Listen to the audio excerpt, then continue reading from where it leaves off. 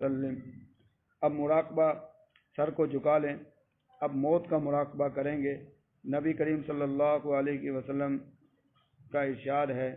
कि लज्जतों को ख़त्म करने वाली चीज़ को याद किया करो कसरत के साथ। तो लज्जतों को जो ख़त्म करने वाली चीज़ है पूछा गया तो आपने फरमाया कि मौत।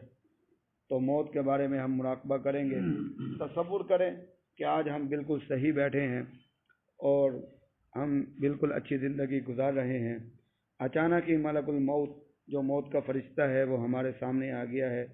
और हम बिल्कुल परेशान हो गए, घबरा गए कि ये क्या हो गया। तो उस मौत का फरिश्ता आ जाता है, वो कहता है कि तुम्हारा वक्त आ गया है, और वो रूह निकालना शुरू करता है और हमारी रूह को निकाल रहा है। मगर बात यह है कि नबी करीम सल्लल्लाहु अलैहि वसल्लम ने फरमाया कि जो आदमी नेक होगा, अल्लाह का महबूब होगा, उसके लिए अच्छी शक्ल वाले फरिश्ते आएंगे। जो अल्लाह का महबूब नहीं होगा, जो गुनहगार होगा, उसके लिए बुरी शक्ल वाले फरिश्ते आएंगे। अब मैंने देखना है कि मेरे नामा अमाल में और मेरी ज़िंदगी में गुनाह ज़्यादा हैं या नेकियां ज़्यादा हैं। क्या मैंने गुनाह वाली ज़िंदगी गुजारी है या नेकियों वाली ज़िंदगी गुजारी है। अगर मैंने गुनाह वाली ज़िंदगी गुजारी है तो यकीनी बात है, नबी की बात सच्ची है। आसमान नीचे हो सकता है, ज़मीन ऊपर जा सकती है, तो नबी की ज़ुबान से निकली हुई बात गलत नहीं हो सकती। तो वही फरिश्ते आए जो बदसूरत फरिश्ते थे, वो मेरी रूह को निकाल रहे हैं। थोड़ी देर में मेरी रूह निकल चुकी है। अब जिस बिस्तरे पर मैं सोया हुआ हूँ, वहाँ पर मेरे रिश्तेदार, अजीज़ व अकारिब, तसव्वुर करें जो रिश्तेदार हैं, उनका जहन में तसव्वुर लाएं कि वो इकट्ठे हो गए हैं और मेरे बारे में बातें करने लगे कि ये आदमी फोत हो गया है। फ़ौरन फैसला होने लगा कि इसके गुस्ल का, मेरे गुस्ल का प्रोग्राम बनाया जाए। और मैं सुन रहा हूँ और बेबस हूँ, मैं उनकी सारी बातें सुन रहा हूँ। और उन्होंने अचानक ही मुझे उठाकर एक पट्टे पर लिटा दिया और गुस्ल के लिए मुझे गुस्ल देने लगे। और मेरे कपड़े, जो मैं दुनिया के अंदर बड़ी अच्छे तरीके से बड़े अच्छे अच्छे कपड़े पहनता हूँ, और उनको बड़ी बेरहमी के साथ उनको उतार रहे हैं मेरे जिस्म से और उनको मुझसे दूर कर रहे हैं कपड़ों को। और मुझे गुस्ल दिया जा रहा है और गुस्ल देने के बाद मुझे रख दिया गया जिस तरीके से दूसरे मैयत को रखा जाता है। तो वहाँ घर में रख दिया गया, जो है चारपाई पर। इर्द गिर्द लोग, मेरे घर वाले सारे इकट्ठे हैं। अब जो है रश पड़ गया है, बहुत सारे लोग, मुझे बहुत सारी आवाज़ें कानों में सुनाई दे रही हैं कि वहाँ बहुत सारे लोग आए हुए हैं और तबसरा कर रहे हैं। यहाँ पर मैं सोचूं कि अगर मैंने अपनी औलाद को दीन की तालीम दिलवाई है तो वो मेरी औलाद मेरे पास खड़ी होकर कुरान की तिलावत कर रही है। अगर मैंने उनको दीन की तालीम नहीं दिलवाई, कुरान की तालीम नहीं दिलवाई, अगर मैंने उनको अंग्रेज़ी पढ़वाई है तालीम, कुरानी तालीम के मुकाबले में, तो वो कुछ भी नहीं कर रही मेरे लिए। तो मेरे जाने के बाद मेरी औलाद भी सदका जारिया नहीं बन रही, वो भी खड़ी हुई है। अचानक आवाज़ आ जाती है कि देर हो रही है, इसको उठाओ उठाओ, और मुझे उठाया जाता है। मैं उस घर से, मुझे निकाला जाता है और मुझे कंधा देकर मुझे अपने कंधों पर उठाकर जा रहे हैं और मुझे वहाँ पर पहुँचा दिया जा रहा है। और मेरी अब नमाज जनाजा शुरू है और नमाज जनाजा पढ़ी जा रही है। नमाज जनाजा पढ़ने के बाद मुझे कब्रिस्तान लाया जा रहा है। कब्रिस्तान में मेरे लिए कब्र की खुदाई हुई पड़ी है और मेरी तदफीन, मुझे कब्र में उतारा जा रहा है। और मुझे कब्र में मुझे उतार कर जा रहे हैं और मैं बेबस हूँ, मैं बिल्कुल घबराया हुआ हूँ, मेरे साथ क्या होगा। और मेरे ऊपर सारे मिलके, मेरे रिश्तेदार और मेरे अजीज़ व अकारिब, जो ये दावा करते थे कि हमें तुमसे बड़ी मोहब्बत है, और आज वो मुझ पर मिट्टी जा रहे हैं, मिट्टी डाल रहे हैं। और मेरे पास कोई भी रहने के लिए, ठहरने के लिए तैयार नहीं है। मुझे तनहा कब्र में उतार दिया गया है और मेरे ऊपर मिट्टी डाली जा रही है। मिट्टी डालने के बाद बहुत सारे लोग चले गए हैं। और अगर उनमें से अगर कुछ लोग ऐसे हैं जो मेरी औलाद है, अगर उनको मैंने दीनी तालीम दिलवाई है, तो वो ये बात समझते होंगे कि मरने वाले को जब तदफीन की जाती है तो उसके लिए मुश्किल वक्त होता है, मुनकर नकीर आते हैं, तो उस वक्त खड़े होकर उसके लिए कुछ एसाले सवाब के लिए قرآن مجید کی تلاوت کرنی چاہیے، استغفار کرنی چاہیے، تو میری اولاد کھڑی ہوگی۔ اگر میں نے قرآن کی تعلیم ان کو نہیں دلوائی، ان کو کسی چیز کا معلوم نہیں ہے، وہ بھی دوسرے رشتہ داروں کے ساتھ وہ بھی واپس چلے گئے، ان کی آہٹوں کی آواز میں سن رہا ہوں اور میرے اوپر گھبراہٹ ہے، میں پسینہ پسینے ہوں۔ اسی دوران منکر نکیر آ گئے ہیں اور وہ مجھ سے سوال کرتے ہیں اور میں گھبرایا ہوا ہوں، اور مجھ سے پوچھتے ہیں کہ من ربو کا، تیرا رب کون ہے؟ اب میں قبر کے اندر ہوں، اکیلا ہوں، اور منکر نکیر اجنبی فرشتے میرے سامنے آئے ہوئے ہیں، اور اگر میں گناہ گار ہوں، اگر میری پوری زندگی گناہوں میں گزری ہے تو بدصورت شکل کے منکر نکیر آئے ہیں، اگر میری پوری زندگی نیکی کے ساتھ گزری ہے تو خوبصورت منکر نکیر آئے، فرشتے آئے ہیں، منکر نکیر فرشتے آئے ہیں۔ ہاں، میری تو زندگی پوری اللہ کی اور اللہ کے رسول کی نافرمانی میں گزری ہے، تو میرے پاس تو منکر نکیر وہی بدصورت والے آئیں گے۔ انہوں نے آ کر پوچھا، ان کے ہاتھ میں گرز ہے اور وہ مجھ سے پوچھ رہے ہیں من ربو کا، تیرا رب کون ہے؟ پوری زندگی میں کہتا رہا ہوں من ربو کا، میرا رب تو خدا ہے، میرا رب تو اللہ ہے، مگر آج میں جواب نہیں دے پا رہا۔ کیوں کہ دنیا کے اندر میں نے اللہ کی ایک نہیں مانی، میں نے اللہ کے احکامات پر عمل نہیں کیا، تو میں زبان سے جانتا تو ہوں، میں زبان سے جواب نہیں دے سکتا۔ جب جواب نہیں دے سکتا، وہ پوچھتے ہیں من دینوں کا، وہ پوچھ رہے ہیں مجھ سے من دینوں کا، اور میں قبر میں اکیلا پڑا ہوا ہوں، مجھے کھڑا کر کے وہ پوچھ رہے ہیں من دینوں کا، تمہارا دین کون سا ہے؟ اور میں جانتا ہوں دین اسلام ہے، مگر میں نے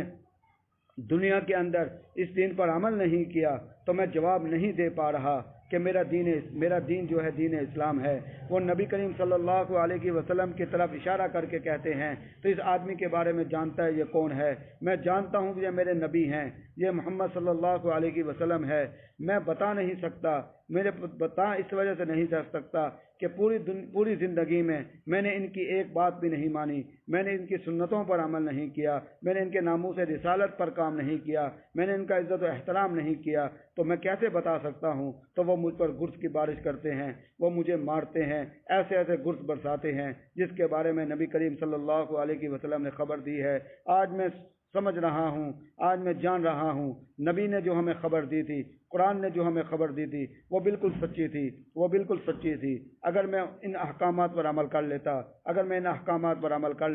تو آج قبر میں میرے ساتھ یہی حال نہ ہوتا، اور قبر کی زندگی ختم ہوئی، حشر کا میدان لگ گیا، قیامت شروع ہو گئی اور آواز دی جا رہی ہے، میں بھی قبر سے اٹھ رہا ہوں، دوسرے بھی قبر سے اٹھ رہے ہیں، اور قیامت والے حشر کے میدان میں جا رہا ہوں۔ میں دیکھتا ہوں بہت سارے خوش نصیب ایسے ہیں جو اللہ کے سائے میں کھڑے ہیں، اللہ کے عرش کے سائے میں کھڑے ہیں، وہ بہت سارے خوش نصیب ایسے ہیں جن کی قرآن سفارش کر رہا ہے، بہت سارے خوش نصیب ایسے ہیں جن کی نماز سفارش کر رہی ہے، بہت سارے خوش نصیب ایسے ہیں جن کے نابالغ بچے سفارش کر رہے ہیں، بہت سارے خوش نصیب ایسے ہیں جن کے نبی کریم صلی اللہ علیہ وسلم سفارش کر رہے ہیں۔ اور میری سفارش کیسے ہو؟ میں نے تو پوری زندگی اللہ کی نافرمانی میں گزاری ہے، میں وہاں کھڑا ہوا ہوں۔ بہت سارے خوش نصیب ایسے ہیں جن کے نامہ اعمال ان کے دائیں ہاتھ میں دیے جا رہے ہیں اور مجھے نامہ اعمال بائیں ہاتھ میں مل رہا ہے، اور میرا جب حساب کتاب ہوتا ہے میرے لیے فیصلہ کر دیا گیا ہے اس کو لے جاؤ جہنم میں ڈال دو۔ اب میں افسوس کر رہا ہوں کہ کاش وہ جو عارضی زندگی تھی دنیا والی، اس میں اگر میں کچھ عمل کر لیتا، آج مجھے یہ ہمیشہ والی زندگی میں جہنم میں نہ جانا پڑتا، اس جہنم میں نہ جانا پڑتا۔ وہ ایک عارضی زندگی تھی، یہ مستقل زندگی ہے، تو مستقل زندگی میری بچ جاتی، یہ مستقل زندگی میری اچھی ہو جاتی، اور مجھے لے کے جایا جا رہا ہے، فرشتے لے کر جا رہے ہیں، اتنے طاقتور فرشتے ہیں، میں موت سے انکار نہیں کر سکا، تو یہاں کیسے انکار کر سکتا ہوں؟ جہنم کے کنارے پر کھڑے ہو گئے اور مجھے جہنم میں ڈالا جا رہا ہے، اور میں افسوس کے ساتھ اس جہنم میں جا رہا ہوں، اور جہنم میں جانے کے بعد میں افسوس کر رہا ہوں۔ مجھے آج وہ باتیں ساری سچی محسوس ہو رہی ہیں، اور مجھے پچھتاوے کے علاوہ مجھے کوئی حاصل نہیں ہو رہا۔ جو میں پچھتاوا کر رہا ہوں اس کا مجھے کوئی فائدہ نہیں ہے، کیونکہ جو عارضی زندگی تھی، جو مہلت والی زندگی تھی، جو آخرت بنانے والی زندگی تھی، وہ تو میں برباد کر چکا ہوں، وہ تو میں برباد کر کے آیا ہوں۔ اس وجہ سے اگر ہماری موت نہیں آئی، اگر ہم زندہ ہیں، دنیا کے اندر موجود ہیں، تو ہم اس زندگی کی قدر کریں، اس دنیا کی قدر کریں۔ یہ دنیا جو ہے آخرت بنانے کے لیے ہے، آخرت بنانے کے لیے ہم آخرت بنا لیں، اللہ کے احکامات پر عمل کریں، نبی کے فرمان پر عمل کریں، اور دین اسلام پر چلیں، اس سے پہلے کہ وہ موت کا وقت ہمارے قریب آ جائے، وہ فرشتہ آ جائے ہمارے پاس، ہماری روح کو قبض کر لے۔ کوئی معلوم نہیں کہ کس وقت وہ فرشتہ آ سکتا ہے، کسی موت کا کسی کو کوئی معلوم نہیں ہے، کسی وقت بھی اس کی موت ہو سکتی ہے، کسی وقت بھی موت ہو سکتی ہے۔ اس سے پہلے کہ اس کی موت آئے، اس سے پہلے آدمی موت کی تیاری کر لے، قبر کی تیاری کر لے، قیامت کی تیاری کر لے، حشر کے میدان کی تیاری کر لے۔ اس کے لیے ضروری ہے کہ ہمارے دل میں اللہ کی یاد ہو، اللہ کی یاد ہو۔ اس کے لیے ہم اللہ کی یاد کے لیے مراقبہ کرتے ہیں، اپنے سر کو جھکا لیتے ہیں اور توجہ اپنے دل کی طرف کرتے ہیں اور محسوس کرتے ہیں کہ جو سانس نکل رہا ہے جا رہا ہے اس سے ہمیں اللہ کے ذکر کی آواز آ رہی ہے، اللہ کے ذکر کی آواز آ رہی ہے۔